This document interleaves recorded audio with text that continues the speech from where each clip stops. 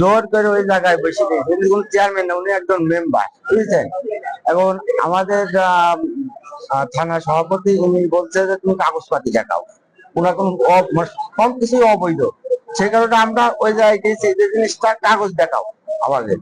তারা কাগজই দেখাইছে না, তারা সন্ত্রাসী গ্রুপ নিয়ে ওই জায়গায় আমাদের হামলা করছে। দুই পক্ষে যাতে এলাকায় আইন শৃঙ্খলার অবনতি না হয় আমরা সেই চেষ্টা করছি আপোষের মাধ্যমে বা স্থানীয়ভাবে দুই পক্ষের মাতব্বররা বসে একটা স্থায়ী সমাধান করুক, সেই চেষ্টায় আছে যাতে কোনো রক্তপাত না হয়। আমরা সেইভাবে চেষ্টা করতেছি। বাদ বাকি আপনি সকাল থেকে কি দেখলেন? সকালবেলাতে দেখছি যে দুই পক্ষই উত্তেজিত, তারা মানে দখল পেশি শক্তির মাধ্যমে দুই পক্ষই